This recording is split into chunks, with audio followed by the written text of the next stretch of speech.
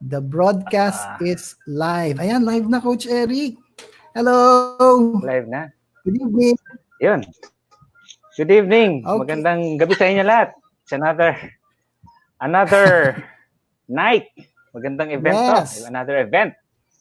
Yes. And Ayan. welcome po dito sa ating Facebook group sa SalveoWorld Team Avengers. So with me is none other than my partner, si Coach Eric Melchor. Yan. Yee! Ayan. So, nagiging weekly na to, no? So, hopefully, matuloy pa kasi maraming mga guests talaga na ini-invite si Coach Allen, no?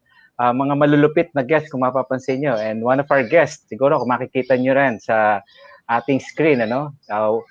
Youngest millionaire at age 22.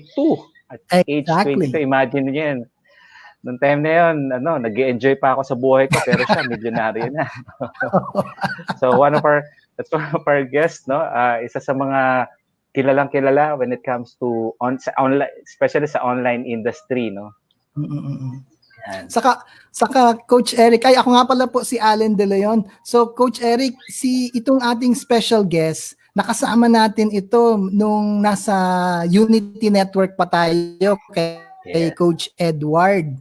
And nung kasama natin siya sa Unity Network, isa siya sa ang bilis niyang naging top earner at ang bilis niya ring naging millionaire sa affiliate program ni Coach Edward Reformina sa Unity Network. Kaya talagang kilala ko tong taong to. And nung nagkaroon ng event ang Unity Network, dahil nga isa siya sa mga top earners at rising star, at hindi lang yon, yung isa sa mga millionaires na ng affiliate program ni Coach Edward, automatic yan, isa sa mga naging mentors and speakers natin sa Unity Network. Kaya bigatin ito, magaling. At saka, Coach Eric, nag-beauty rest ka ba? Yeah, beauty rest. Kagigising ko lang kanina 7 o'clock kasi alam mo naman yung ating guest, ano? Kilalang-kilala to eh. Guwapo, artistahin. So, kailangan mukhang artista rin ang dating natin. Coach Eric, guwapo, artistahin. Ang ganda magsalita eh. Kaya nga, baka mapasubo ako sa English ko nito eh. Coach, pag wala akong naintindihan, bahala ka nang sumalo Oo, sige. Kung nakikinig ka ngayon, Coach Fibo, Taglish tayo. Joke lang, Coach Fibo. Joke lang. Meron namang Google, ba yun? Google Translate ba yun? Translation. Coach, alam mo, si Coach Fibo, no, nakikita ko to sa newsfeed ko, no, sa timeline, sa newsfeed, yung kanyang pinopromote ngayon. In fact, timing sa panahon ngayon, tinatawag nating mga virtual events. Kasi, di ba, karamihan ngayon, yung mga tao hindi pwedeng lumabas, hindi pwedeng mag-meeting, di ba? Hindi pwedeng mass gathering or whatsoever. So, ito ay tinuturo ni Coach Fibo Lim kung paano mag-create ng mga virtual events. In fact, Coach Allen, tingin ko ina-apply mo na rin 'yan eh dahil napag-uusapan natin si Coach Allen, kung di nyo alam guys, yan? Grabe yan. Isa siguro sa ina-apply ni Coach Allen yung ituturo ipinopromote ni Fibo Lim. Nagke-create siya ng kanyang virtual event para sa wife, yung tinatawag na anything about bakery, pagbe-bake ng mga baking cakes. Kasi siyempre hindi naman pwedeng tawag dito physically, no? Magturo ng bake si Coach Allen at saka yung kanyang wife, online na lang ginagawa. And imagine nyo guys, isang araw lang, kumita si Coach Allen ng $500,000 na.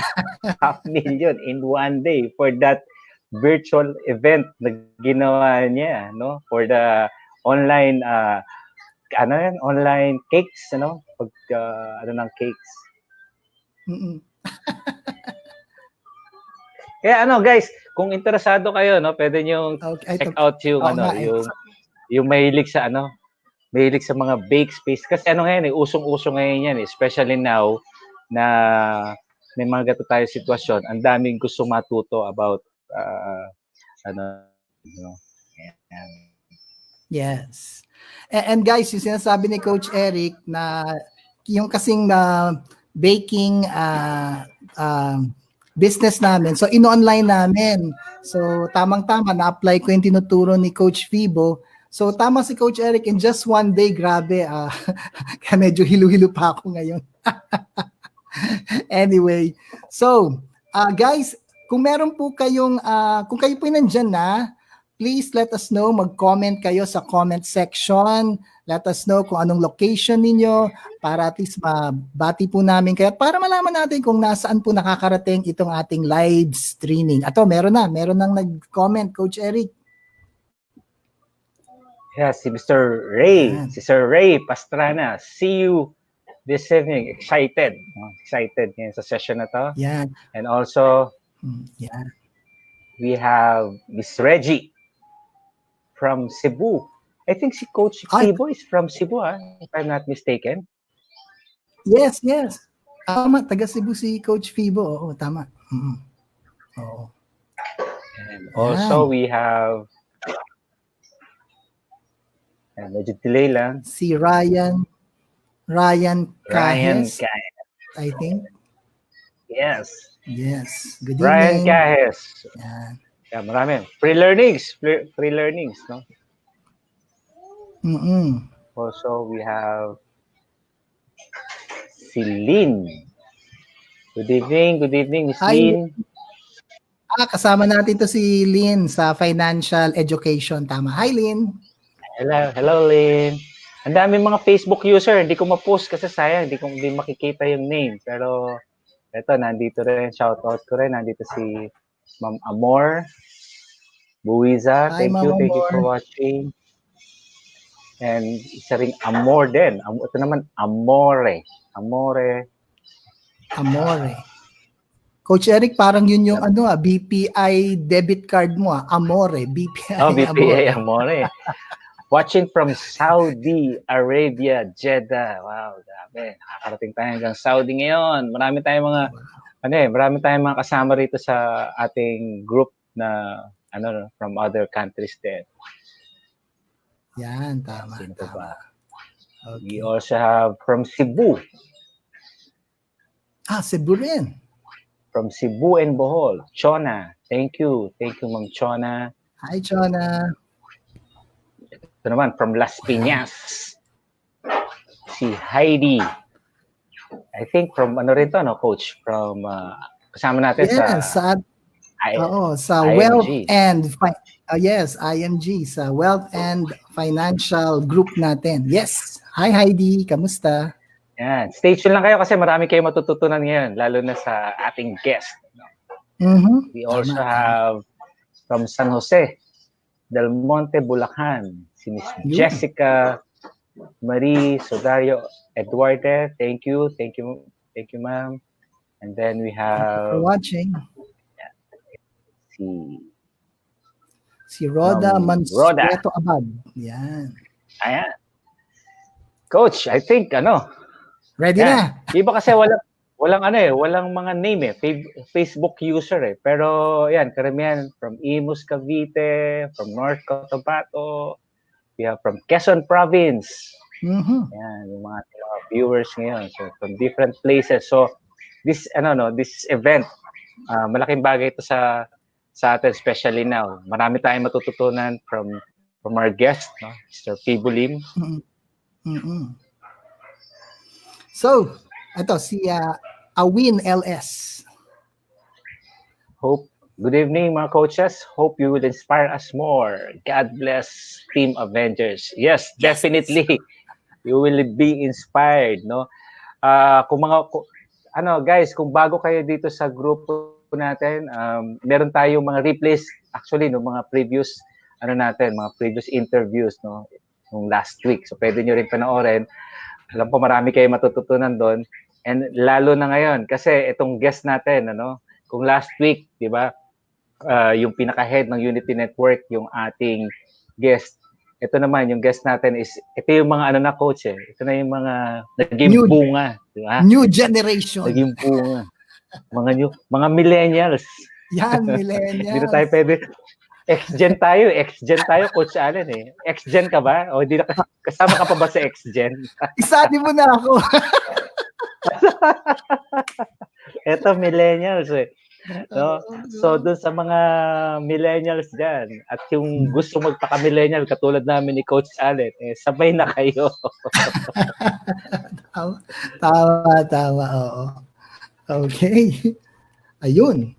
So, Si Dan Coach Allen. Luna. Yes! Dan Lunar. And also, ito, last na to siguro, mamaya. Si Andy. Hi, Andy. Si Andy. Guys, kung may mga questions kayo later, no, pwede kayo mag-post. Pwede rin kayo sa mga members natin, no, na-invite namin. Kasi pwede on-screen. Pwede namin kayo on-screen, basta may camera, para you can ask directly ang ating guest, no, para hindi lang dun sa comment section. Directly, right. You'll be on-screen. You will ask him directly kung ano yung gusto nyong tanungin. Bahala kayo. Para at least makilala kayo face-to-face ni ating guest, Mr. Fibo Lim. Right. Okay ba yan? Okay. Alright, so Coach Eric, okay. Susundin mo na ba siya sa lobby? Yes. Puntahan ko muna kasi binigyan ko ng nagkape muna eh. So sabi ko, painit lang muna. So, labas muna ako. Sundin ko muna sa lobby. Sige, Coach Eric. Okay, so guys, yung guest speaker natin is very young. I met him siguro I think last year I went to Cebu and I was able to meet him personally. No, ako pumunta na Cebu. And talagang I'm so amazed with the things that he knows at yung mga skills niya. So ang dami ko natutunan sa guest speaker natin. Considering that at a very young age, at age 22, naging na siyang millionaire. So tonight, magandang tanungin natin siya kung paano siya nag-umpisa, ano yung mga principles as well as yung mga ginawa niya kaya siya naging millionaire, and most especially ngayon kasi new normal tayo. Ano ba ang pwede nating gawin as an entrepreneur ba yung diskarte natin ngayong new normal na, diba? So make sure mag-comment kayo dyan sa comment section, magtanong kayo dito sa guest speaker natin kasi very generous itong taong ito. Ang dami niya na pong tinulungan ng mga millennials. Hindi lang millennials, yung mga gustong maging entrepreneur. Kasi po, nationwide, nagte-training po to. Nung pwede pa, nung wala pang COVID-19, he goes to Luzon, Visayas, and Mindanao to conduct trainings, to teach people how to set up an online business. I can still remember, siya rin yung nag-introduce ng e-commerce nung hindi pa masyado pinapansin ng e-commerce at dropshipping. This man already knows it at tinuturo na niya, and I am one of the people na natutunan ko to sa kanya just by watching his videos. And by the way, may YouTube channel siya, so don't forget to subscribe. Ako lagi kong wina-watch yung mga videos niya. So habang sinusundo ni Coach Eric, sa ngayon, he is a sought-after speaker, not only as a speaker, but he is an author. May book po siya. And marami po siyang, he has several businesses na kanyang minamanage at siya po yung CEO. And really, it is a special night to be able to pick his brains and to learn from this guy. Kaya talagang we are very fortunate at pinagbigyan niya po tayo. Okay? Pinagbigyan niya po tayo. At alam ko po, very busy itong taong to kasi marami rin po siyang mga ginagawang virtual meetings. And when I sent him a message, hindi na siya nagdalawang isip, he just said yes. So guest speaker natin, maraming salamat. Okay, so si Coach Eric siguro ngayon nandun, sinusundo na. Ito, nandito si Coach Eric. Okay, Coach, nandito na siya. Yes. Yan. Welcome, Mr. Fibo Lim. Woohoo! Yes, hello. Maraming salamat, Coach Eric and Coach Allen for that introduction, no. And I'm also thankful for inviting me here. So hopefully, guys, I know your time is valuable, and alam ko you can be sleeping right now watching movies, pero by the time that you're here, that means na you've actually invested in yourself, and this actually kumaga the prerequisite ng success. So congratulations, and I promise you that by the end of this parang interview, marami kayong natutunan from this. Yun. Okay, Coach Fibo, itong first question ko, very light lang ito. Hindi ko na to papakawalan tong first question na to kasi the moment I posted yung poster natin, may mga nagtanong na sa akin ito. So, medyo nakakatuwa. Pero okay lang. Ito na, Coach Fibo, ready ha? Wag ka magagalit ha. May nagtatanong lang kung ikaw ba ay single pa. No, I have a partner. Okay. Sige. Yan na, at least, natanong ko na, okay? Kasi, syempre, Coach Eric, gwaping eh. Kaya nga, alam mo, Coach Fibo, ito nga, kumuha ako ng ilaw ko para lang masyado akong pumuti, oh. Alam niyo, si Coach Fibo na-meet ko yan personally sa Cebu. Nako, flawless na flawless. Iba talaga ang wapo at ano. Anyway, na starstruck kami ni Coach Eric eh. Okay ka pa rin ba dyan, Coach Eric? Yes, Coach Allen. Naano ko lang, ang dami nagtatanong kasi kung nag-start na raw. So, give me a few minutes, Coach. I-send ko lang yung link, mga excited na iba. Okay. Sige. So, Coach Fibo, sige, seriously, eto na yung question ko, seriously. Kasi, eto yung magandang question. Sino ba si Fibo Lim before naging siyang millionaire at 22? Ayan, ang magandang question. Coach Fibo. Right. So, what happened before is, tawag dito, kumbaga, siguro isa sa mga, dami kong pinasukan eh. When I was still a kid, kahit ano-ano yung binibenta ko, like from relo to junk food sa school and all of those things. Pero when I say, kumbaga, business talaga, I think one of the, kumbaga, major businesses is, I started with network marketing. So, in-invite ako sa friend ko. And then, ayun, nag-recruit ako, nag-flyering, nag-message sa mga kaibigan ko. Every time I message my friends, pinablock ako, di ko alam bakit. Pupunta ako sa mga, in-invite ako, for example, pumunta ako sa mga birthday party, pero by the time that I arrived there, napansin ko na umaalis sila. Hindi ko alam bakit din, no? So, lahat ng mga friends ko, nilalapitan ko, umaalis. Lahat ng tinetext ko, biniblock ako, hindi ako nire-replyan. So, hindi ko alam bakit, kahit wala naman akong plano magbenta, parang, uy, andito na si Fibo, baka magbibenta yan. So, nasubukan ko yan, tsaka nagbenta ako ng mga gluta. So sa school ko, di ba, inaalok ko yung mga lalaking kaibigan ko, bro, gusto mo gluta, bro? So, syempre, nakakahiya. But I experienced all of those things as well. And eventually, to make the long story short, I earned my first 6 figures sa network marketing. And then, eventually, parang my team died or hindi nag-grow yung team ko. So, eventually, parang I lost my weekly or monthly income. So, sabi ko, I don't want to be in this business because di ako magaling magbenta, hindi ako magaling mag-invite kasi introvert ako eh. So, and introvert ako din, wala din akong friends. Okay, so nahirapan ako, sabi ko, I want to start a business wherein ang mga tao na mismo lalapit sa akin. So sabi ko, ano ba yung business na ganun? So sabi ko, lahat ng tao umiinom ng tubig, di ba? So nagtayo ako ng water station, lahat ng kinita ko sa network marketing, ininvest ko dun. And then, when I started network marketing, I was college, and then pagtayo ko din ng water station business ko, I was about fourth year college noon. So nahirapan ako because I had that business na I invested 6 figures and then meron pa akong school, so I have to, kumbaga, nahirapan talaga ako. So what happened after 2 months, hindi naman worth yung kinita ko kasi I was just earning 500 pesos per week sa water station business ko. So sabi ko, mas malaki pakikitain ko pag nagtrabaho kasi kaysa nagnegosyo ko. That's when I realized na hindi pala madali mag-business. There's a possibility pala.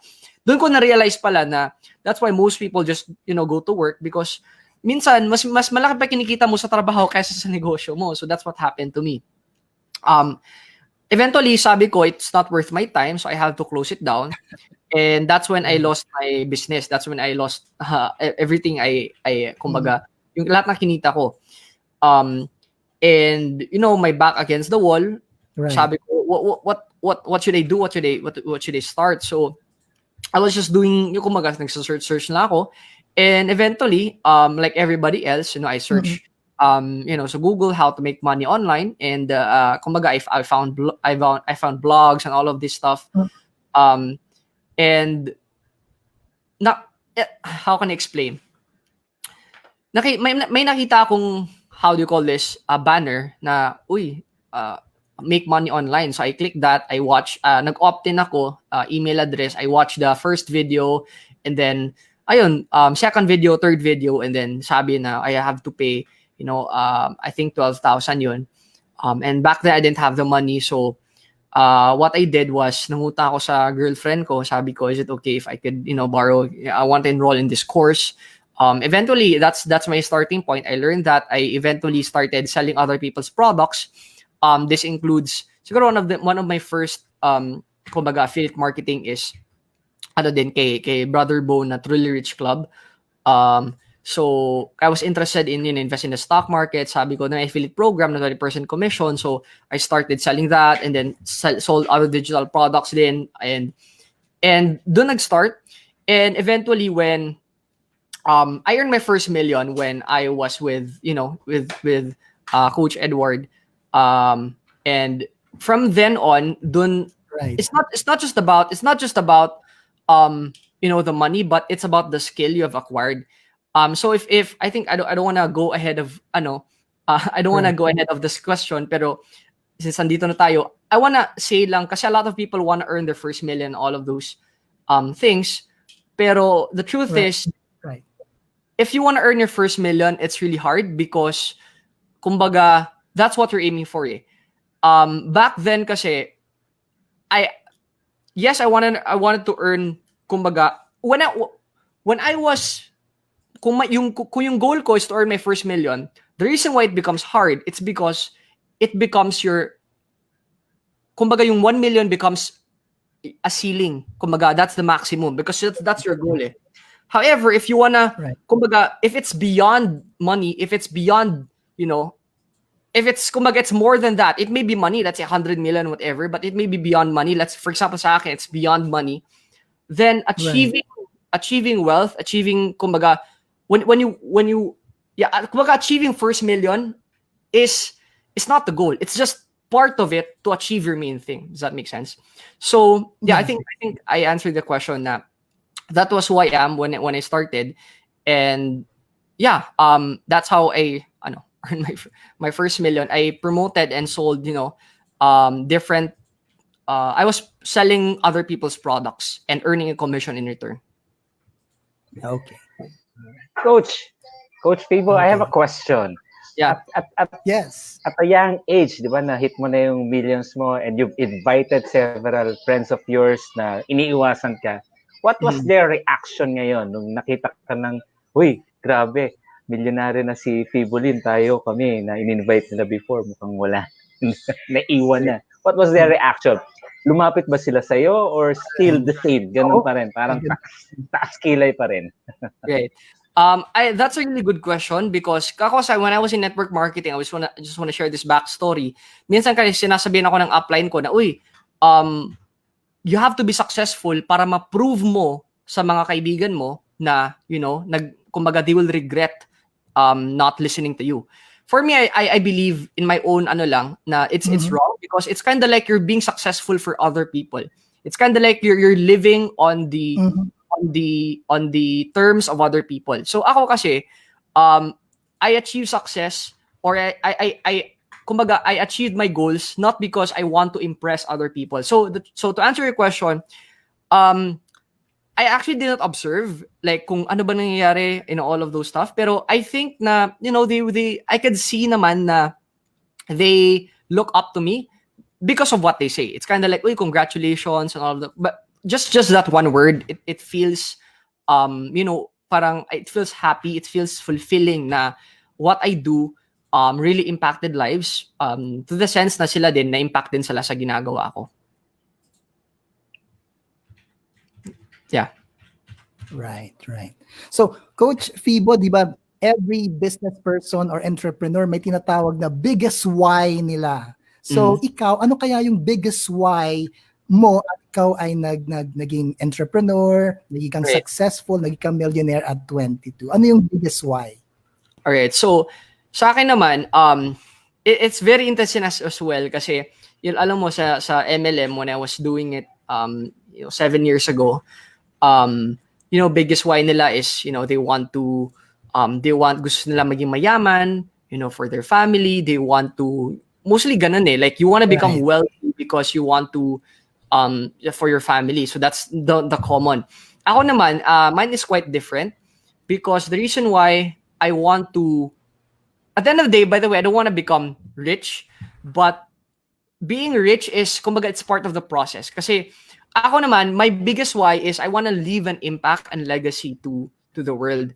Maybe the reason why I had this, I had this realization kasi when I was struggling kasi back then, people like Peng Joon, Robert Kiyosaki, T. Harv Eker, and iba't ibang mga public figures, they impacted my life. And I think that's one of the reasons as well I was able to, kumbaga, I was able to change my mindset and succeed. It's because of these guys. And the truth is, how much did I pay? I just paid siguro 500 pesos for a book. And I just, and sabi ko, like, one day, I want to become like these people wherein I could also share my message and impact these lives. And that was my mission. Like, that was my end goal.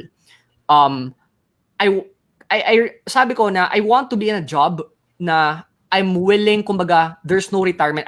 For me, I don't believe in retirement. The only time that you believe in retirement is if you don't love your job. Kasi if you truly love what you do is, even if you retire, you still need to do something. Kasi if you won't do something, you'll die out not doing something. Does that make sense? So, Right. yeah. So sa akin, sabi ko, what am I willing to do even if I retire? Sabi ko, I want to, kumbaga, share, impact lives, and do like for example, ito, and I want this to be my retirement job. So my reason why is really receiving comments, receiving messages na, uy, Coach Fibo, maraming salamat because of your contents, because of what you do, because of your programs, I was able to achieve this success. And seeing the world move, become successful, is really my biggest why. And yeah, that's what what makes me wake up in the morning and motivates me every day. Coach Right. Fibo, I have a question. So you've mentioned na about yung about yung sa work, yung sa job, yung mga yung mga talagang nasa rat race. Great. So far sa ngayon, how many people do you think have you helped with your program? Sa ngayon, kasi alam ko yun yung yun yung goal mo is to help a lot of people. Sa ngayon, in numbers. Great. Marami yan. Marami. So programs. Coach Fibo. Yeah. Sorry. Alam ko marami yan kasi nationwide gumagawa ka ng mga trainings. Alam ko yun nakikita ko yun So anyway, sige, go ahead. Alam ko mahirap isipin pero marami yan. Yeah. Honestly, I haven't been counting kasi it's never ending eh. Kumbaga, it's a mission that doesn't end. It's continuous eh. But I don't know if kasama pa yung seminars, but if I include the seminars, siguro more than I don't know, 5,000, I guess. That's just the paid people who paid to listen to me. But honestly, I have no number in my that's just an estimate lang. Okay. Okay. So Coach Fibo, we all know that you are very active sa social media. You have a very successful YouTube channel, and then you've been at sa Facebook. Kahit sa Facebook, nakikita ka namin yung Facebook ads mo, natatarget mo nga kami. Nakikita namin sa timeline namin. So, Coach Fibo, ang question ko is, how do you deal yung mga bashers? Ayan. Yan, maganda malaman yan kasi meron tayong mga kasamang newbie online entrepreneurs na na-experience nila yan. Siguro maganda ma-share mo sa kanila how to deal ng mga bashers, mga haters, mga trolls. Right. So, I interviewed Coach Edward also with regards to this, and I really love his answer. I don't know if you asked the same question. Did you ask the same question ba to Coach Edward or hindi naman? Kasi baka pares kami ng answer. I think yes. I think yes. Right. I did that. He shared kasi a story, and I don't wanna share that story niya kasi baka na-share din niya. Pero in sa akin kasi is it's kind of like this, no? Even if you're a nobody, even if you're not successful, okay? The question is, do you have bashers ba? If yes, right? Right. Kahit you're a nobody, you have bashers. Now, Right. when you build the following, you have bashers. Kung magiging sikat ka, meron kang bashers. At the end of the day, sikat ka, hindi ka sikat, may bashers ka. Successful ka, unsuccessful ka, may bashers ka. Pipili ka na lang. Do you want to become successful or unsuccessful? Okay? So, it's just that, kumaga, there's always 1% of the world that doesn't like who you are. And that's just the way it is, right? However, the problem is, these 1% are the noisiest. Okay? Right. So, now, what that means is the more that people know you, the more you impact lives, tumataas din yung percentage na yun. I mean, tumataas din yung number na yun because of that, because it's a percentage, right? Now, I have this in mind. Nasabi, honestly, when I got started, I got affected and all of these. Pero sabi nga, it's all in the mindset. And the truth is, it is. For example, do you believe na God is perfect? Right? God is perfect. Pero, siya nga may bashers. Ikaw pa nga hindi ka perfect. Right? So, kumbaga, why would you expect na nobody would look down upon you? And ako, this is most of all ito. When I run ads, by the way, I think of an angle na when I shoot ads, I think of an angle na people are gonna say negative things about me in the comment section. Okay, why is that? Because in advertising, for those who are watching, it works like this. No? It's an auction. Okay, it's kumbaga ganito. If I'm Facebook, I have two people in my hand. Okay, the users and the advertisers. My goal is to make these two people happy. Why? Because pag wala akong advertisers, wala akong kikitain. Pag wala akong users, then walang fan base, walang i-advertise. So I have to make my users and my advertisers happy. So here's how the Facebook algorithm works. If your ad, ito kasi misconception pag maraming kasing likes and maraming comments or kumbaga maraming magkiklik, akala nila Facebook is gonna charge you more. Facebook is not gonna charge you per click, no. Facebook is gonna charge you depende if engaging ba yung ad mo or hindi. What does that mean? So, for example, if ad A, okay, ad B, if ad A, konti lang yung nag-i-engage. Si ad B, maraming nag-i-engage. Here's how algorithm works. The more people that click your ad, like your ad, share your ad, or do something or engage with your ad, the much cheaper it is. Why? Because kung maraming nag-engage sa ad mo, that means Facebook, in the eyes of Facebook, happy yung users ko. And because of that, I will reward my advertisers by charging them cheaper. Okay? So that, syempre, maging masaya yung advertiser. What does the advertiser do next time? The advertiser will create what you call an engagement ad, or what you mean by ad na maraming mag-engage, so that masaya again yung users. Again, Facebook is gonna reward you by charging you lesser. So what's gonna happen is, if I post an ad and maraming bashers, most of the time it's always my cheapest ad. So that's the reason why all of the comments, I do not kumbaga hide or delete the comments. The reason why, because I want, usually pag may negative, meron ding positive. And what usually happens is they fight in the comment section.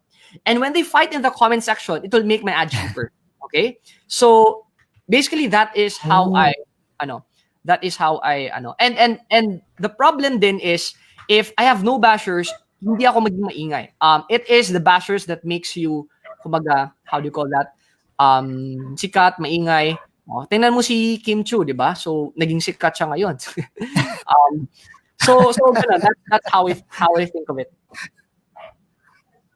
So it would be best kung hindi mo na lang sila pansinin doon sa mga comment section nila, no? Yeah, so eventually siguro how did I overcome? Siguro I just got used to it kasi I think that's the number one reason why most people don't shoot videos or even run ads kasi like I have a friend, bago pa lang siya nag-ads, sabi, yung ano ko, hindi siya info product or something. It's just I think it has a supplement. Binibenta niya lang online, tapos daming bashers. Sabi ko, you know what? That's good news. And I know that most people don't understand why it's good news, pero the point here is that's how social media works. Just imagine social media having no bashers. then it won't be social media. That's what makes it social media. So yeah, I disregard it, and kasi what I do is, with regards to negative feedback, I only listen to one group of people. It's the people who have paid money, or it's the people who have, kumbaga, voted using their credit card. What that means is they are my customers or buyers na. Okay?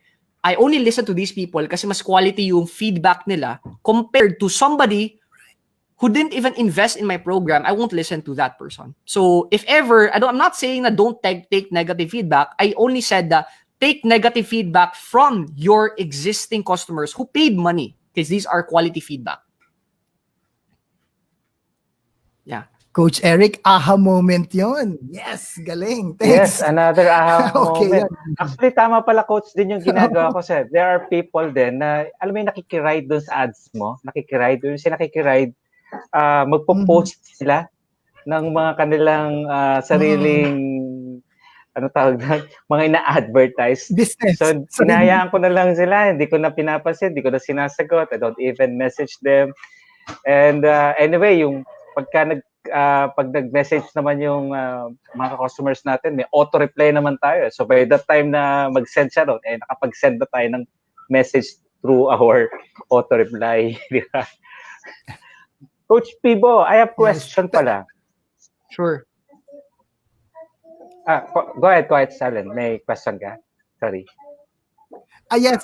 Okay lang. Coach Eric, naalala ko yung nag-Facebook ads ka, tapos merong yung nag-comment na pinopromote niya. Ako yung nang-away nun nag-viral yung Facebook ads. Nag-viral din, di ba? Nag-viral. Inaway ko, tapos nabasa. Ayun, ang dami na. And naalala ko lang, Coach Eric. Sorry. Go ahead, Coach Eric. Yeah. Napansin ko, I've noticed, ano ka talaga when you do Facebook ads, nag-video shoot ka, very professional, in a way na kung compare ko siya sa mga international advertisers din, somehow ganun yung peg mo So ganun yung peg mo kaya talagang engaging siya So in your case, sino yung mga nag-influence sa'yo to do such thing para at least ma-share natin sa mga grupo natin, mga members natin? If there's one person siguro I followed until the pinakadulo, it was Peng. It was Peng Jun. Up to the point I paid him $30,000 to enroll in his mastermind. So wow. Aside from that, it's not just kumbaga. I learned from different people. I think last January I went to funnel hacking live sa US. There was sila Tony Robbins, sila Russell Brunson was also there. I think ngayon, when I was starting, of course, I was influenced by people who are above me. When you reach kasi to a point na na yung mismong mentor mo naging friend mo na, what usually happens is you get inspired by your circle of friends. Okay? So, that's why I less likely buy books. I more on invest in masterminds. Kasi books kasi is, kumbaga, I learn more as of, kumbaga you will reach a level na kasi na, kumbaga nag-max out na with regards sa self-learning. The only way for you to grow is to learn from other people. That's why, in my case, in enrolling in mastermind or kumbaga seminars kasi it's not just after for the speaker, but I also learn from the people around me as well. So yeah. Wow. Coach Allen, international, ang mahal na binabayaran. Di ba? Kaya kaya kung magbabayad man kayo dun sa mga courses ni Coach Fibo, worth it kasi from international yung kanyang mga ituturo Kaya Coach, buti na lang nag-i-international na rin tayo. Actually, Coach Fibo, I just enrolled Ketay Lopez. Great. ang mahal niya, but si Coach Allen, pagdating sa YouTube, si Daryl Eves naman ang kanyang pinapalo. So I think I agree with Coach Fibo. Somehow pagka yung sanay ka na, di ba? alam mo yun, you want to learn more, if you're hungry for more, hindi ka magsasettle eh. Maghahanap because somehow you'll come to a point na parang ito na ako, hindi ko na alam kung ano susunod, ano pa pwede kong matutunan, di ba? You have to go out, no? Kailangan you learn from sa mga bigatin. Mahal man siya, pero it's worth it. No? It's worth it. Right. If I just want to add, if there's one thing as well na, kumbaga, marami kasi nagtao na, like, how to be you, how do I model your success? I think it's doing the exact opposite what most people do. Kasi for example, when you earn your first million, when you earn millions, what do? Usually you buy a car, you buy a house, you increase your lifestyle and all of those things. As of this video, I haven't even bought a house and even a car. But I spent nearly 5 million in my education. So it's kind of like, if you would model how I do it, you should be willing to do the same thing as well. And this is what you call delayed gratification. And I think the only reason why I did this, it's because hindi ko habol yung pera eh. Like I didn't wanna earn money to buy a house or car. It's my least priority. I earn money so that I could impact more lives. And how can I do that? I need to grow myself first. That's the reason why I have to, invest in all this education stuff. So yeah.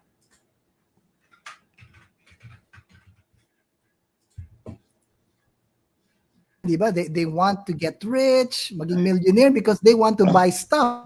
Pero yung mindset ni Coach Fibo Lim, iba. Parang saka mo na yan, invest muna ako sa sarili ko. So, another aha moment, Coach Eric. Yes, para sa another mga aha viewers moment. natin. Kailangan payamanin mo tama. muna yung sarili mong Yeah. kaalaman, ika nga, di ba? And the rest, I think the rest will follow. Exactly. The rest will follow. Yeah. Coach Fibo, delayed at age gratification. 22, nung naging millionaire ka, at age 22, siguro maganda, ano yung parang naging struggles or trials mo para ma-reach yung pagiging millionaire at age 22? So, anong ginawa mo to overcome itong struggle or trials na dumating sa'yo? Kasi sigurado meron yan before you reach that. Ano yung ginawa mo at anong mabibigay mong tips sa mga viewers natin? Right. So, it really shocks me kasi I also have students na mag-enroll sila sa program ko, and what usually happens is they expect to be rich right after the seminar. Like, sabi nila, uy, hindi pa ako kumita ng pera. Sabi ko, anong ginawa mo? Sabi nila, wala. Akala ko madali lang. Ano ba ginawa mo? Did you even create an offer? Or even if you have an offer, did you even try to create a sales process or run ads? And sabi nila na, di ko kaya, no? Then how would you expect to I just want to share, nakakashock na. Kasi I teach my programs kasi na, advertisement is, you invest, for example, 100 pesos in ads, and then you invest 50 pesos minimum in ads, and then you make 100 pesos back, and you do it again and again. So meron na somebody came up to me and sabi, uy, nag-invest ako, 50. Sabi niya, pero coach, bakit walang bumalik? Sige, tulungan kita, process natin. Ano ba yung binibenta mo na product? Tapos sabi niya, ay, kailangan pala ng product. So, nag-expect siya na bayad ng 50 pesos, tapos kikita siya ni Facebook. And that's what every single person's mindset, no? So, just want to share with you as well, anong pinagdaanan ko, to reach to the level na, I feel fulfilled. It's this. Pagkatapos ng, when I failed in my, when I failed in my water station business, it's been, I think a year ata, where, no. Yeah, a year. Pero I've been doing a lot of things, like nagbibenta ako ng t-shirt, a lot of those stuff. Let me remember. Yeah, so when I graduated, I didn't know where to go, but I wanted to be an entrepreneur. Kumbaga, it's really my mission to become an entrepreneur. It's funny kasi, like, what do you want to become when you grow? I mean, when you become, when you graduate, or what do you want? Ano yung dream mo? Like, I want to become an entrepreneur. Then what business are you gonna start? I don't know, basta maging entrepreneur lang. It's so funny kasi I don't know. I want to become an entrepreneur, but I don't know what business to start. Does that make sense? I mean, it's crazy for some people, but that was my answer back then. So when I graduated, I wanted to become productive. So for a few months, I tried to apply to different jobs and all of those. I got rejected, and meron naman nagkumuha sa akin pero hindi ko naman gusto yung trabaho. Eventually unemployed, and sabi ko wala akong gagawin. Like, I don't know what business to start. Wala akong kapital. And the good news lang doon is meron akong scholarship to enroll in law school. So libre yung pag-enroll ko. So sabi ko, okay, sige, sabi ko, how can I relate law to business? So sabi ko, anyways, if I figure out what business to start, then kailangan ko ng kumbaga law. Kumbaga familiar ako sa mga laws in the Philippines, all of those. So nag-enroll ako ng law school. But in the middle of law school, I discovered affiliate marketing, and affiliate marketing allowed me to drop out of law school kasi nangyayari, I have to study kasi the entire day. Pero instead of studying, I did study, but instead of reading books, I was reading like how to run Facebook ads and how to, all of this stuff. So I was very addicted to it, to the point na pagdating ng midterm, I told myself, I'm not willing, wala akong, kumbaga, hindi na ako pumapasok ng school kasi minsan pumapasok ako pero dinadala ko yung laptop ko while everybody's reading cases, I was reading Facebook ads, So I was different already, and then I made the decision na I'm gonna drop out, and then it was very heartbreaking. I think yung mismo my mom even cried kasi for her my future is becoming a lawyer and all of this stuff, like becoming a CPA for example. And then ako, like, I want to become an entrepreneur, pero wala akong pera. Basta I will find ways. Like, I told my mom na, Mom, can you just give me, 2 years? This is what I told my mom talaga. Mom, just give me 2 years. Just, sabi mo na if I graduate college, I'm on my own. Ngayon, nag-graduate na ako, you enroll me to law school. Pagkatapos ng law school, baka pa-doctor mo naman ako. So ganun yung mindset kasi ng parents eh. Actually, sinabi na ng mom ko, it would have been better no kung kung yung pangalan mo is Dr. Attorney Fibo Lim, ganun. So anyways, so I told my mom, like, Mom, I'm still young.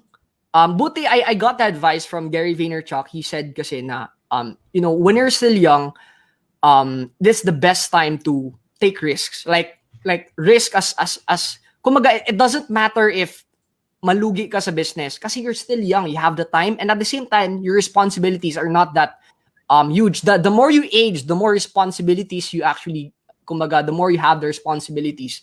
So I took that advice and I really went all in. Sabi ko, I'll drop out of law school, and I will do business. And that was the best in mind was affiliate marketing. So I didn't know how to like do things. So I really spent days wala akong tulog, like if I was studying in law, wala akong tulog because I have an exam and all of those stuff. When I dropped out of law school, wala pa rin akong tulog. Why? Because I treated it as if I was still in law school but I was studying a different subject. Okay? The advantage here is wala siyang books. I have to do it by buying some courses, but wala akong pera back then. So what I do is I did it by myself first, searching on Google, YouTube, and then if I earn money, I invested it in courses, earn money, invested in more courses, earn money. So that's that's what happened.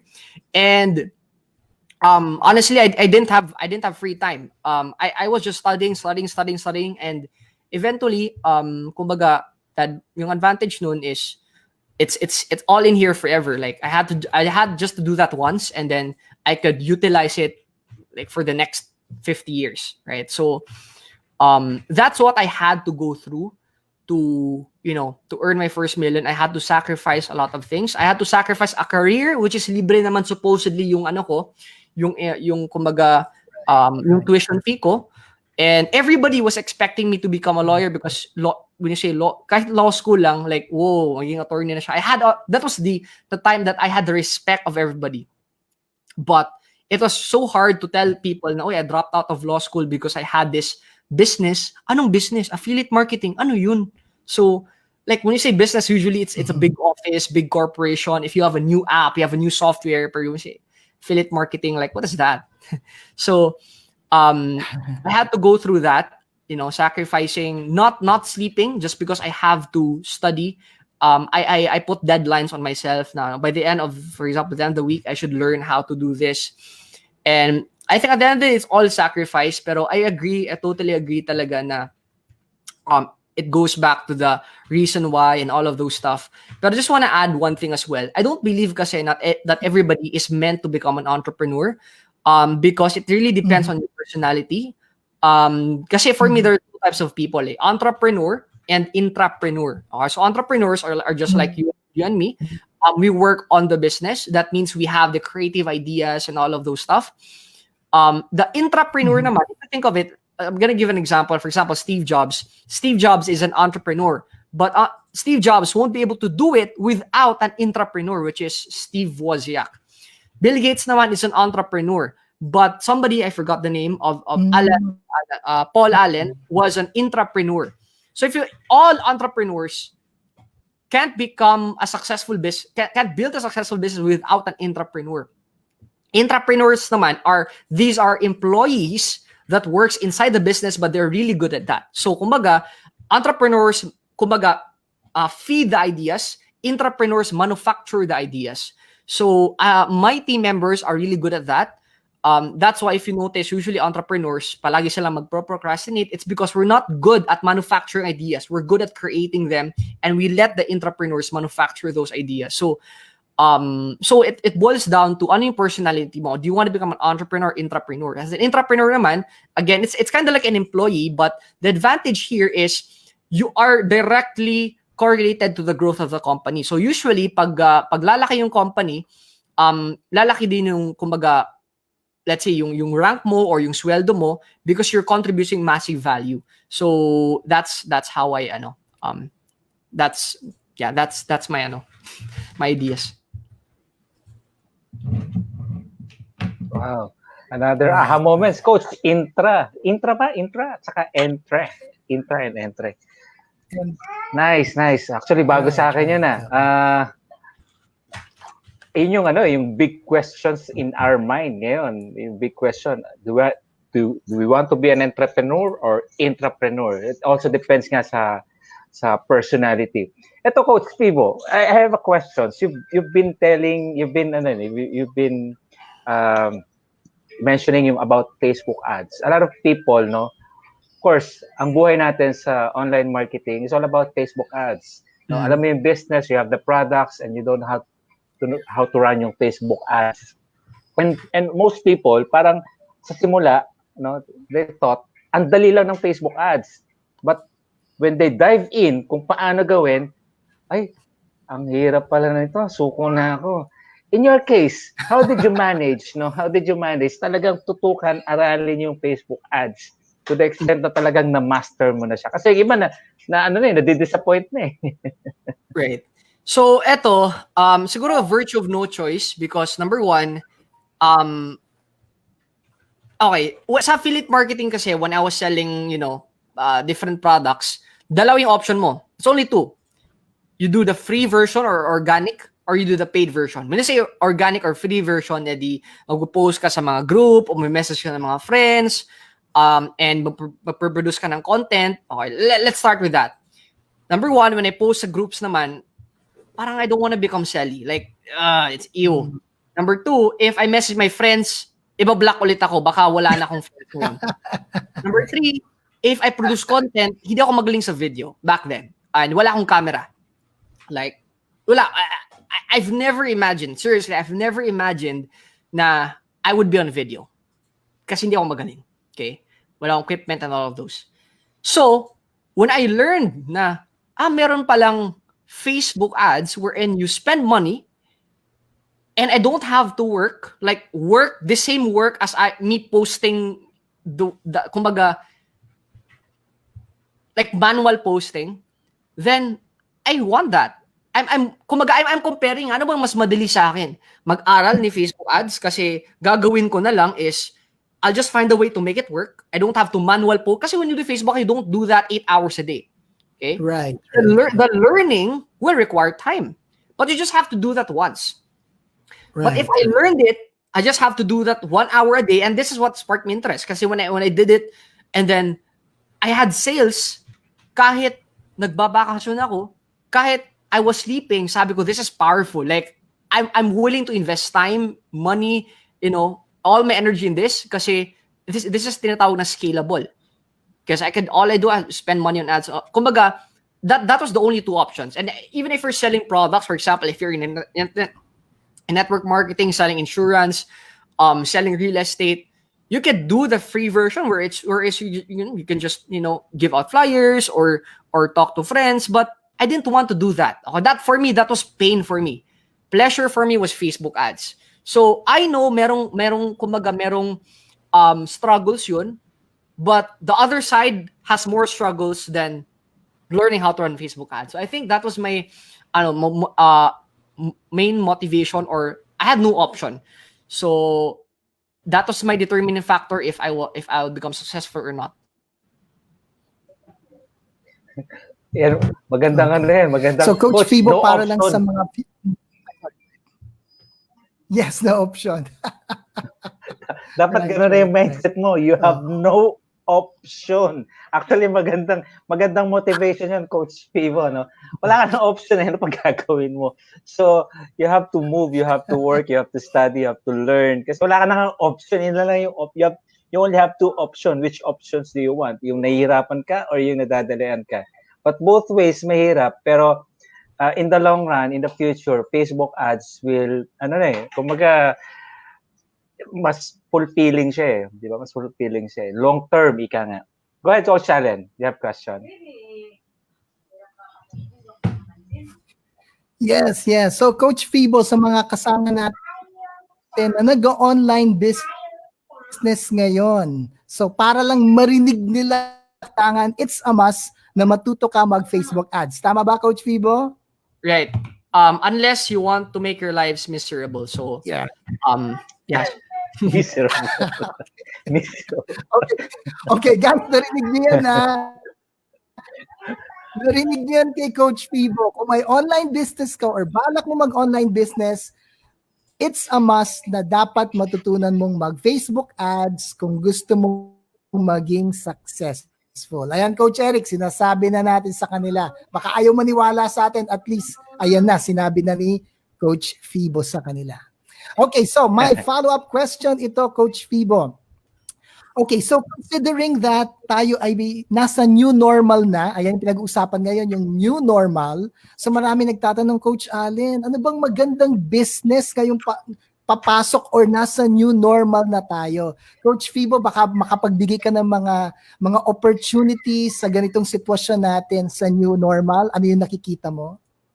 Right. So, for me lang personally, no, if somebody asks kasi the question na what's the right business, what's the best business to start at this time? Honestly, for me, it's really the wrong question. That really proves that you're not ready to go in business because you're just after for the money, you're after for the result. You're not willing to go through the process. Kumbaga, sabi nga nila na success it's not a destination, it's the journey, it's the process. So, the point for me is there's no destination in business. Okay? There's no, because if you ask the billionaires, they still work. Okay, why? Because they didn't want to become a billionaire. All they wanted was the process. Okay, so ako personally, there's a lot of things you could start with, and there's a lot of ideas.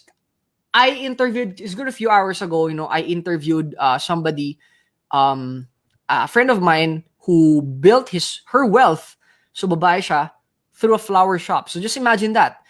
Would you agree na flower shop is not even a unique idea? So the point is, you don't need to have a unique idea to build a business, okay? What you need really is, kumbaga, what are you willing to do that you're willing even if mag-retire ka? Like, kumbaga, you love the process. You enjoy what you're doing, all right? So, transitioning to the COVID and all of these, a lot of speakers are telling you mag-online business ka online. What do you mean online? Kasi when you say online, mostly online kasi, when I say online business, mostly it's either of two things. You're gonna sell physical products, which is e-commerce, or you're gonna sell digital products. Okay, now Right. When you say digital products, usually it informs a message. Usually it informs kumbaga meron kang message na you wanna share. Digital products, not necessarily products, pero for example, when you say YouTube, blogging, those are making money online. Pero it involves kasi a message eh. Kumbaga, if you have a message to share, then you have to do online business. Online business man, there's a lot. Okay, kumaga, ako personally, I'm more on the digital product route kasi that is my expertise, and for me it's faster. YouTube and blogging, that's just the sides. Okay, podcast is just side lang. But digital product is really the for me the best route if you want to do an online business. If e-commerce naman, what most people do is they just buy things from AliExpress, Alibaba, or Divisoria and just sell it. For me, I don't think that is a long-term path. Yeah. For me, a long-term path is really building a brand in I have a friend who what he did was nagpagawa talaga siya ng milk tea, nagpagawa talaga siya ng kape.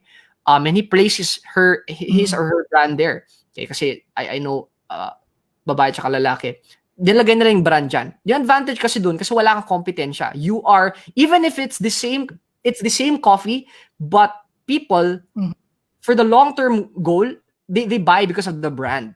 Okay? So, those are my with regards naman to starting, traditional business, you don't need to have a unique idea. Okay? All you have to do is find a business na may proven business model. And kumbaga, you don't have to have a unique idea. All you need to do is have an idea and then look for people who already implemented that idea and model what they did. Okay? That's really my main kumbaga, if you notice, this is what they call blue ocean strategy. So for example, you notice Uber. So yes, Uber was a new idea. No, sorry. Uber was not a new idea. What happened before Uber? Marami pang similar ni Uber na same kumbaga same kind of like app, but it's a different name pero hindi nag-boom. So actually, Uber was not a unique idea. They actually modeled it from somebody, but they implemented it well. That's why sumabog siya, right? And Grab, of course, it's obvious, Grab modeled Uber. However, what actually happened is Grab, hindi siya pinatay ni Uber. Why? Because Grab created his, what you call blue ocean, or kumaga, his own market, which is Grab focused on Southeast Asia. And eventually Grab bought Uber in Southeast Asia. So ngayon, even it's even the almost exact same thing ni Uber, but Grab is kumbaga the thought leader or the category king in that because nakahanap siya ng specific market. Another example would be I think in Laguna meron silang app similar to Grab. I forgot the name, pero meron silang app similar to Grab kasi sa Laguna walang Grab eh. So what they did is they created a Grab-like app but in a different name, and it operates like Grab in Laguna. So what happened is I'm sure that company is making a lot of money, but it's not a unique idea. He just chose a niche market and focused on that. And for me, I think that's my advice. Actually, that's also what I did eh. Before entering into a niche, for example, ngayon, I help entrepreneurs sell their products through social media advertising. I told myself, who are the people who are already doing this? And then I looked to those people, okay, they did this path, naging successful siya. I'm 100% sure that if I'm gonna go in this path, I'm 100% as well. The only catch is you should not compete with, kumbaga, kailangan pupunta ka sa route na wala kang competition. Okay? It's by focusing on a market na, kumbaga, it's on a different market, which is a lot of people teaching internet marketing are usually, abroad in the US. In the Philippines, not many. So we become blue ocean because of So ako, that's why I focus on the Philippine market. It's because kumbaga, wala akong, much competition with regards to that. Right. Blue ocean. Coach Eric? Yes, Coach. Blue ocean. Kailangan meron kang right niche eh. Tsaka yung talagang, alam mo yan, planning pa rin Coach Fibo? I mean, you don't just do things na, hindi ka nag-iisip na kung ano yung mga dapat mong gawin. Otherwise, ma-discarril in a way. Right. Right. Coach Fibo, ito, I know nag-publish ka ng book mo, yung Millionaire at 22. Meron ka bang pwedeng ibigay na mga tips ng mga new authors na gusto ring magsulat at gumawa ng sarili nilang book? All right, wonderful. So, ito kasi ginawa ko sa book eh. When I wrote the book, I wrote the introduction, and then I wrote the introduction. And then after that, pahinga ako. So I continued the following day. Mm-hmm. When I went back, I rewrote the introduction. The following day, pahinga ulit. The following day, I sat down, I read the introduction, I rewrote the introduction again. And it went the same thing for the next few months. What usually happens kasi when you create your first thing, it's this eh. You want to make it perfect because it's your first, it's your first art. And usually you don't proceed to the second chapter because, for example, after you read chapter 1, and then you read chapter 2, usually yung chapter 2 kadugtong sa chapter 1. So before you read chapter 2, you read chapter 1. When you reread chapter 1, you say, I want to change something. And you keep changing and changing it until nothing happens. So here's what I did. Mm-hmm. I recorded the entire book. So I wrote the chapters. I wrote the titles of each chapter, and I talked about the book. So I explained. I recorded myself and explained everything I have in mind in the book. So I explain. After a few hours of talking my book, I sent it and pinatranscribe ko. So I let somebody put my words into writing. So what's going to happen is everything in the book all came from my head. Okay? The advantage lang is you just let somebody transcribe it or write it down. Now, after I pinatranscribe ko, pina-edit ko sa editor so that it looks good. Kumbaga, all the words, kasi the way you talk it's different pag sulat. Kasi when you read the exact transcription sa book, it looks bad. So, pinapa-edit ko sa editor so that, there's a lot you could find. For example, Fiverr, Fiverr. So, maraming dyan. Editors, writers. So, pina-edit ko. And then, after editing, it went back to me. Then, that's the time I started, kumbaga, adding small sentences, small ideas. Kasi when you read, now, when I did the real writing, it's already 80% done.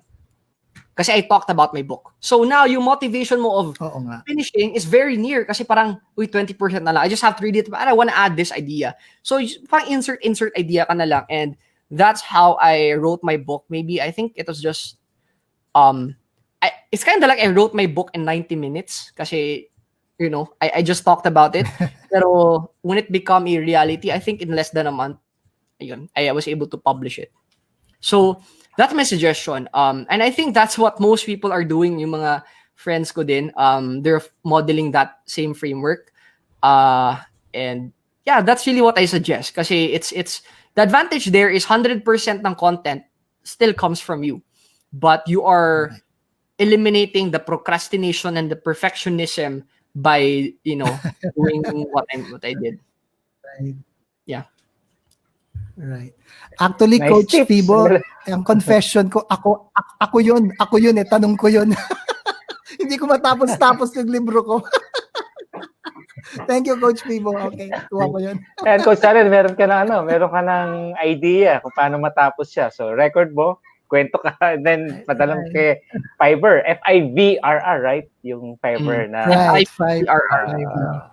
So what I do is, I just want to add, I write the chapters, and then inside the chapters, merong sub-chapter. So it's kind of like, para ka lang nagkikwento. So kumbaga, one idea at a time. So my chapter, let's say chapter 1 to 8, and then inside one chapter is may sub-chapters, let's say 5 sub-chapter each. So these are, a book is kind of like a collection of thoughts. So that's how I kind of like write it. So one thought at a time. So parang, atong thought na to. So I talk about it like tapos may oh, by the way, I just want to add oh, tapos after one thought, next thought, talk about it, and then next thought. So that's how I do it.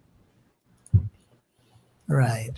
Okay nga. Another aha moment, ayan, para matapos ko na yung libro ko. Available ba yung book mo, Coach Fibo? Saan ba makikita yung it's book? it's my website, fibolim.com.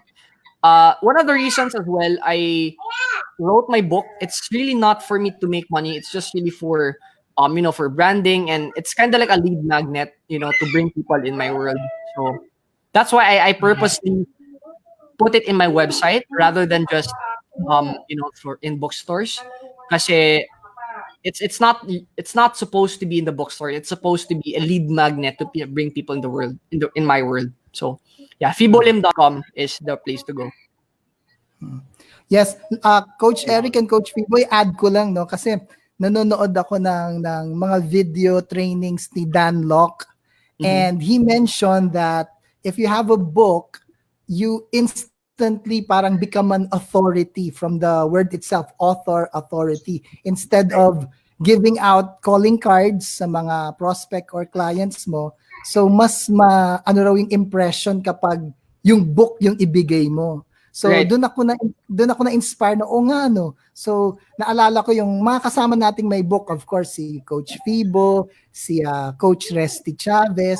So doon ako na inspire, nga, kailangan gumawa ako ng libro. Kaya lang nga, yung nga Coach Fibo, hindi ko matapos-tapos yung libro ako kasi the draft ko ngayon. Okay na. Then nga titigil ako, pahinga. Then pag binalikan ko, parang pangit baguhin ko. Then binago mo, pahinga ka ulit. Pag binalikan mo, ang sama naman ito, ba't di ko ito napansin? Palitan ko ulit. Hanggang di ka na matapos. Great. Yeah. Kaya tama yun. Yeah. I actually do that.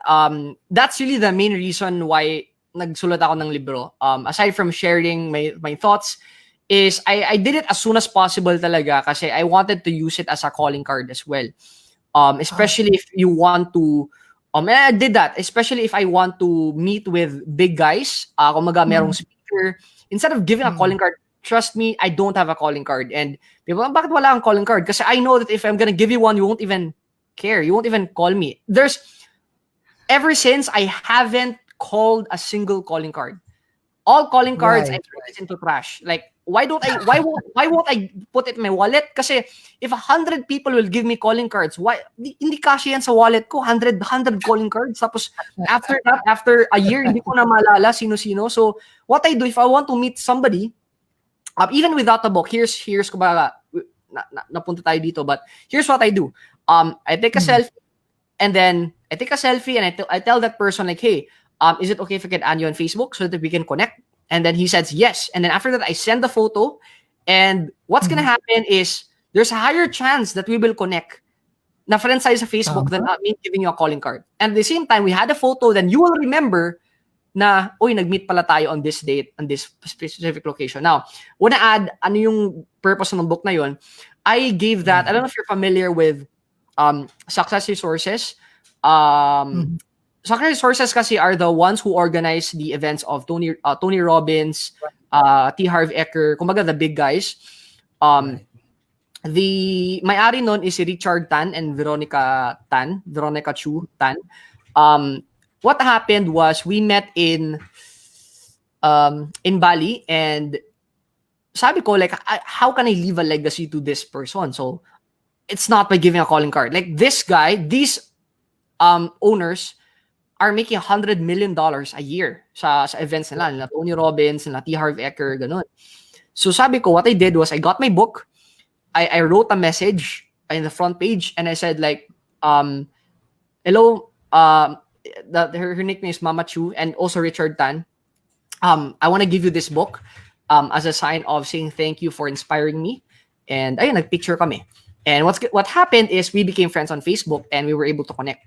So another is one of those din si Peng Jun, yung mentor si Peng Jun, sila, Joel Bauer and all of those people. How I did that was I gave them the book. And then like, whoa. Kasi usually you don't throw away a book. You keep a book. Okay? And it becomes much more valuable because it's a book. And ito yung totoo. If you're worried about if you're worried about the content, trust me, 90% of the people don't read the content. They just look at the cover photo of your cover page and that's it. The thought lang of you giving the book makes all of the difference, not the content inside the book. Kasi Okay. Kaya pala may collaboration kayo ni Peng, di ba? Nakita ko may video kayo. Galing. So the power of the book, Coach Eric, another ting aha moment. Another aha moment. Coach, kailangan yung cover book mo medyo yung cover pa lang talagang grab na eh. But of course, yung content very important. But ano nga eh, tama nga eh. Kung hindi maganda yung cover book mo and then alam mo yan, maganda naman yung content mo, useless din. So rather impress them from the cover itself. Yeah, I totally agree. I just want to add na people say like don't judge the book by its cover. The reason why people say that because most people judge the book by its cover, and that's really the truth. So, ako naman, what I do strategically is I put my face in the book kasi it's a calling card. Eh. How can people remember the face, not the title? So, ayun, it's for branding. So you put your face in the cover photo of the book because that's you. Mm-hmm. Yeah. Nako, Coach Eric, tapusin na natin yung libro natin. Tapusin na natin. Oo nga eh. Puro intro eh. Puro intro boys. Parang intro voice lang eh. So, puro Coach intro. Eric, wait. Coach Eric, eto, kukunin ko na ang commitment ni Fibo Lim. Coach Fibo, pag gumawa kami ng libro, pwede bang yung magsusulat ka doon? Yung anong tawag ba doon? Forward ba doon? Forward. Oo, yung ba yun? or yung may parang, ang tawag doon, yung parang, basta, yung parang acknowledgement or something, basta nakikita ko yun eh. So, ayan na, Coach Fibo ha. Yeah, sure. Okay. Nawala na ako. Ang ganda nung napag-uusapan. Okay, Coach Eric, do you have another question? Yeah, sige. Tingin muna tayo, Coach. Mukhang yes. muna Baka natin may question. Mga audience. Baka may mga questions. Let's see. Baka may makita ka dyan, Coach, ha? Medyo mahaba-haba. Yes. Para at least we can direct it to Coach Fibo. Yes, guys, kung may questions kayo. We'll read some good comments, medyo babasa mo, Coach Allen. Sabi niya, Book of Coach Fibo is another form of attracting people to come into your world and might have a greater chance to interact and talk about your business. Sabi niya, daldal ko sa comment section. The book do all the talking for you to people to get interested into what you market. Wow, good. Tama. Yeah, right. Nice thought. So meron pa, Coach Eric? Tingin tayo. Ito, may takeaway si Miss. May takeaway. You need to invest on yourself to be successful, but first, know what you want to do in life so you can enjoy the journey.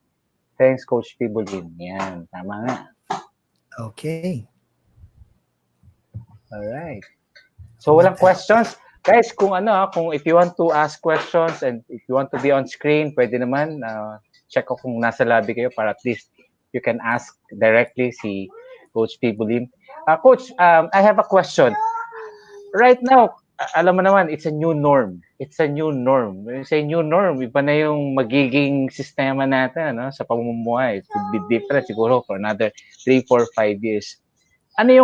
What would be the right mindset ngayon dapat ng mga tao considering this new norm? Right. So, sabi nila na 18 months daw, before a vaccine arrives. So, if you think of it, that would be June 2021. Okay? Then, right. That's just the discovery. Hindi pa kasama yung manufacturing tsaka yung distribution. So, imagine we're 7 billion or 8 billion ba na tao sa buong mundo. Sa Pilipinas, we're like 100 plus million. Right. How could they... And that means they would produce 7 billion vaccines and distribute 7 billion vaccines, and most probably third world countries would be the last. Kasi unahan nila syempre US, China, for example. And so that means hindi talaga 18 months. So it's maybe minimum 2022. Okay? Right. And what actually happened is, so sabi nila, it will be GCQ, it will be may social distancing up until may vaccine. So that means, sabi nila that the social distancing will be there until 2022. That means, okay, restaurants, gyms, social gatherings, events would not operate for the next 2 years. However, Right. I talked to a friend of mine, actually cousin ko, sabi niya, and he's in the medical field sa US. Sabi niya, bro, why would you expect to have a vaccine in 2022? Sabi ko, bakit? Sabi niya, look at this way, okay? Merong mga virus before, you know, HIV, dengue, basta marami pang virus who are there and have, kumbaga, they are there for decades already, yung mga virus na yun. Pero, ito yung, bakit hanggang ngayon wala pa rin silang vaccine? Right? So, if you think of it, there are a lot of viruses na who are there for 100 plus years, wala pang vaccine. Why would you expect to have a vaccine in just a year? So, that means if merong mga virus na walang vaccine, there's a possibility na wala ding vaccine yung coronavirus. There's a possibility. Right. So if that's your mindset, so what's gonna happen is there's a possibility na hindi mag-open yung restaurants or walang dine-in, walang gym, walang, it's not normal for the next 10 years. And that's possible. No vaccine, no vaccine, no normal way of living. So, if that's your mindset, na there's a possibility that this won't be okay, you start acting right now. Kasi ako personally, after the ECQ and all of those, after the first kumaga announcement ng ECQ, for the next weeks, all I did was watch movies. 5 movies a day. Because I was just waiting for the ECQ to be okay. And then, na-postpone. Sabi ko, something is wrong. Even if the ECQ will be lifted, there will be a GCQ or there will be social distancing. Well, hindi siya normal because of social distancing. And what's gonna happen is, my team will have a hard time commuting kasi meron kaming physical office dito sa Cebu. Before sa ECQ pa lang, there was GCQ, community. Nahirapan din sila mag-commute public transpo because social distancing. At the same time, konti na lang yung public transpo. So, even if malif yung ECQ, my team cannot commute to the office. If they will, it will take them 2 to 3 hours to wait just for a ride going to the office. And 2 to 3 hours to wait going back. If not, I have to send them individually home. Okay? I have to use a private vehicle to send them home kasi they have no option. Kumaga, they won't be working na kasi they can't commute nga eh. At the same time, merong matatanda, merong mga there are sick people in their household. So even if yung sick person doesn't go out, but if somebody in the house keeps going out and comes back, then it's still risky. So sabi ko na there's a possibility for the next 5 years my office would not be open. So what I did is I decided to close our office for good. And it's heartbreaking for me. Why? Because I spent 7 figures just to construct the office. Bakit 7 figures? Because when we rented that office kasi, it's not an office. It's a bodega. So there was nothing. It's dirt. It was trash. Okay, it's a bodega. Kumbaga kulang na lang they would make it a garbage area to put. And then we did the tiles, we did the ceiling, lahat-lahat. So it's heartbreaking for me to abandon the office kasi swerte yung susunod. Kasi well built na. We just moved there last year pa lang. But, because of that mentality na, okay, guys, we won't have an office for the next 5 to 10 years. We were doing a lot of live events. There's a possibility that there won't be live events for the next 5 to 10 years. Then how can we transition? How can we find ways? Now, the reason why I'm sharing that to you, because a lot of people are just waiting. They follow the wait and see strategy. Ano yan? They just wait for everything to be okay and they see what happens next. Okay? Guilty ako nun because yun yung ako, kumbaga nag-aabang ka lang kailan na-lift yung ECQ. Then na-realize mo na, hindi pa pala normal. And then nag-aabang ka lang may vaccine. Pagdating ng vaccine, pagdating ng January 2021, wala pa walang vaccine. Nag-aapan ka na may vaccine ulit. Kasi, of course, I think that's what the media should do. Kasi if the media will say, guys, there's a possibility walang vaccine and everything will be chaotic. So I think the reason why they make you expect, like give short expectations para hindi magulo yung the world won't be chaotic. But for me as an entrepreneur, you should think that way. Na just expect things won't be okay for the next 10 years. Then by now you should make that transition as early as possible. Right. Wow, another aha moment, Coach Eric. So at least nasa tama tayong negosyo. Yeah, exactly. So siguro yung mga nag-iisip-isip pa dyan, coming from Coach Fibo Lim, action agad, action, no? Rather than wait and see. Ayun yung karamihan sa atin yung wait and see. Ako din, Coach Fibo, nababa din ako sa Netflix. yung 10 series, inuubos ko lang ng mga ilang araw, 2-3 araw. Sayang. Money heist, sayang. Itaewon Class. Yeah. Yes, exactly. Right. Yun. I just want to add as well lang, no, kasi people would say na, what if I'm in the gym business? So, for example, you're in the gym business and gyms won't be open, for the next how many years, you don't know. Instead of just saying like, I'll lose my business, why not say na, okay, how can I transition? Instead of people going to the gym, why don't I bring the gym to them? How can I do that? What if I would actually create, a digital course, a membership site where I teach how to do home workouts. So now, people, kumbaga, you're achieving the same result, but just shifting the vehicle, the mode of achieving that. Before, they have to go to the gym to achieve that. Now, they could achieve that just by at home, wherein they can just do home workouts. Or maybe you could sell mga self-workout equipments, gym equipments. Okay, so kumbaga, there will always be a way. It's just that most people, they will say na, wala nang hope, I will just close this down. But instead, how can you have that mindset wherein you will transition? For example, restaurants.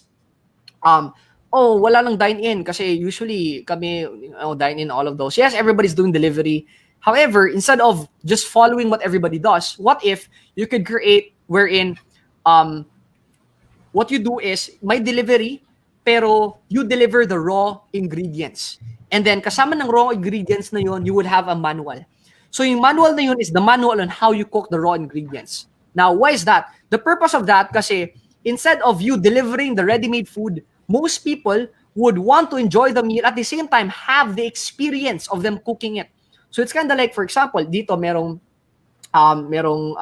Chinese food. So instead of, kasi usually yun yung mga inaabangan natin, yung mga restaurants and all of those. So we give you the raw ingredients, we give you the manual on how to cook it, and now you experience the same taste, you experience the same food, plus you get the experience of you bonding with your family, cooking your favorite recipe, cooking your favorite meal, because all you have to do is follow the manual. Now, it becomes an opportunity instead of, a crisis. Because I always believe that for every crisis, there's an equal amount of opportunity. That means, pag mas malaki yung crisis, mas malaki na opportunity. Because entrepreneurship is all about solving problems.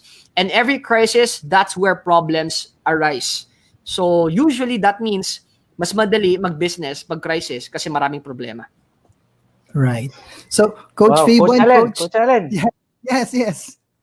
Naalala ko lang, di ba? lalong Right. lumakas yung business mo ng cakes. No? Yung Right, cakes right. ni Coach, yung cake ni Coach Allen, since ang nangyari kasi syempre, since ang daming hindi makalabas, 'di ba? May mga event last time like yung Mother's Day, 'di ba? Paano sila makakabili ng cakes? Ayun, dinagsa si Coach Allen ng maraming cakes during the Mother's Day. Ang daming order. 'Di ba? And nag-enjoy sila sa mga order ni Coach Allen ng mga cakes na order. And then eventually, gumawa naman sila ng online course on how to bake. Talagang, ano mo yan, it's an opportunity for everyone. Iba kasi sabihin lang, naku, wala na tayong kikita, wala na tayong pera, walang mangyayari dito dahil COVID tayo. But in the case of Coach Allen, yung passion ng wife niya sa paggawa ng cake, no, ano pa rin napakinabangan pa rin eh. Ngayon, kumikita si Coach Allen, grabe, in doing that. Coach Eric at Coach Fibo, i-share ko lang, no? So, nung nagkaroon ng COVID-19 pandemic, so yung business namin sa cakes, syempre humina. Then hindi lang yon kasi yung wife ko nagtuturo ng class about baking, so nawala na rin yon. So ngayon may COVID-19, so bigla ako in-approach ng wife ko, sabi niya, ano kaya ako magturo na lang ako ng online class? Sige, try natin. So try lang. So tinry namin yan. Kahapon no, Coach Eric, tama? Yung naging busy ako. So Yes. kahapon, nag-post lang yung wife ko doon sa kanyang Facebook profile. Profile lang yun, hindi page siya. Basta nag-post lang siya. Aba, ang dami ng sa comment section, ang daming nag-enroll. Actually, nag 500,000 na kami ngayong araw na ito. So, nagulat talaga kami. Hanggang ngayon, continuous pa rin. Kaya nga nangyari ngayon, guys, naging na akong virtual assistant ng misis ko. Kasi nag-post lang siya parang trial. Syempre hindi pa naka-set up yung page, hindi naka-set up yung autoresponder, mga ganyan. So yung sa Messenger hindi rin naka-set up. So lahat na nandun na sa Messenger. So syempre nakita ko, ay naku, kawawa naman yung wife ko, sagot na sagot, tinulungan ko na siya kakasagot. Kaya yun yung nangyari sa amin ngayon. So what I'm trying to say is, tama yung sinabi ni Coach Fibo Lim, you don't have to to think hard kung ano yung dapat na business mo gawin. Kasi hindi mo kailangan mag-invento ng bagong business. Kung ano yung passion mo, then yung methodology lang siguro, yung approach, maiiba lang ng konti. Kung dati, nasa offline, ngayon, i-online mo. Katulad yan, baking cakes, hindi naman na bago yan, matagal na yan. So, iniba lang namin yung approach, ginawa namin online. So, ayan, nagkaroon kami ng income dahil kahit na nagkaroon ng pandemic o yung sa COVID-19. So guys, yun rin ang gawin nyo sa sinabi ni Coach Fibo. So kinakailangan talaga yung hindi mo kailangan mag-reinvent ng wheel, just yung approach lang ayusin mo. Parang katulad ng mga fast food ngayon. So sarado sila, pero ginamit nila yung kanilang delivery. So pwede ka mag-take out then may delivery. Yes. Nako, Coach Eric and Coach Fibo, nagulat ako. Masyado tayong nag-enjoy. It's already 10 o'clock pala. Okay. Sige, siguro it's time. So we're having fun. Yeah, go ahead, Coach Eric. Mahaba. Alam natin medyo busy din si Coach Fibo. In fact, kanina Coach Allen, kung hindi alam ni Coach Fibo, na nasa on-screen na siya and yet nagte-text message, may mga sinasagot ata sa message niya. Busy. Tapos narinig ko kasi hindi niya na alam na on-screen siya. On-screen siya pero hindi pa naka-live. Sabi niya, uy, may nag-avail, may pumasok, meron na naman. So busy. So may bubili na naman ng mga courses niya. So narinig namin from the back, natatawanan niya kami ni Coach Allen. Sabi ko, grabe, dami na namang kita ang dami na namang students ni Coach Fibo dahil busy sa kasasagot. So ngayon, Coach, will give you yung time ngayon, share mo sa grupo natin, sa mga members natin, ano ba yung pinagkakaabalahan mo, ano ba yung tawag mo ngayon na virtual events na sinasabi mo, which yun yung yung ngayon, that's the new norm, no? Yun yung new norm na kailangan matutunan nila at malaman from Coach Fibo Lim. Go ahead, Coach. So, actually, dami. I just want to mention two things lang kasi number one is it's more on charity. It's more on donation drive. What I did was I interviewed 17 plus, expert and entrepreneurs and influencers, and I interviewed them ano yung thoughts nila sa COVID and how they transition as an entrepreneur. And it's called Entrepreneurs Charity Summit. Okay, so what's gonna happen is you buy the course for a minimum of 500 pesos, and 100% of the proceeds will be donated to help our frontliners and also less fortunate kababayans. Few weeks ago, we have used the funding and we have fed 1,000 families, and we have also donated 100 plus PPEs to our frontliners as well. So if ever you're interested, you can just go to entrepcharitysummit.com. Okay. Ano naman, if you want to know about virtual events, for example, you have a product and offer that you want to sell, dati, nagsiseminar ka, dati, ini-invite mo yung mga kaibigan mo, one-on-one call, one-on-one, coffee, whatever. Ngayon, there's a possibility that, of course, walang dine-in, so walang one-on-one meet-up, kumbaga. Walang meet-up place. So, the only way for you to, kumbaga, thrive and succeed, especially at this time, is through tinatawag na virtual events. Ano yan? It's kind of like an online seminar, okay? But I'm teaching you, like, all the things to make it happen. Because I've done 100 plus online and offline events na. So I know what I did, what my mistakes are. So if you're interested, I have a free training this coming next Monday. Just go to virtualeventmastery.com. Okay. That's it. And if you want to follow me on YouTube, just type Fibo Lim. I publish weekly content doon. Right. Okay, guys. So Coach Eric, nakuha mo yun, no? Or, okay. Okay, Coach Eric, tinatype mo siya. Ay, nakamute ka. Coach Allen. Teka, wait lang ha. Virtualeventmastery.com, right? Virtual Walang S. event. Virtual event. Okay, virtual event. Yeah. Mastery.com. And so guys, follow nyo si Coach Fibo. May YouTube channel siya. And also, syempre, meron rin siyang Facebook page. So, puntahan nyo lang po. Tama no, Fibo Lim? Kahit sa Facebook page. Yeah. Right. Okay. So, okay na, Coach Eric? Ayun. Yan. Tama ba, Coach Right. Fibo? Tama. Virtualeventmastery.com. Yan. So, tandaan nyo yan, guys. Pwede nyo i-click yan mamaya. Ilagay nyo sa browser nyo. I-paste nyo para makapunta kayo dyan. And para malaman nyo yung Virtual Event Mastery. So, Coach Fibo, thank you very much for taking time out to your busy schedule to be with us dito sa aming community. Maraming salamat. Yeah, I also want to thank you, Coach Eric and Coach Allen for initiating this. Kasi I know you can be just with your families right now, sleeping, resting, or maybe doing something else, maybe focusing on your business. But by the fact that you initiated things like this, it proves to show na you really want to impact lives, you want to share your message.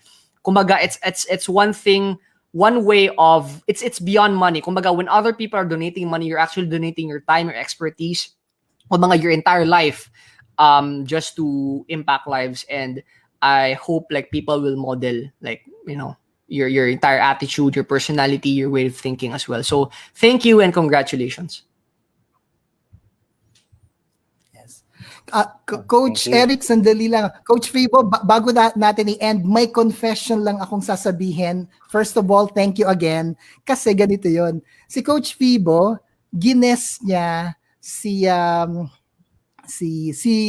John Oranyo ba? Oranya. Sorry, nagkamali yata ako. John Orana. Okay.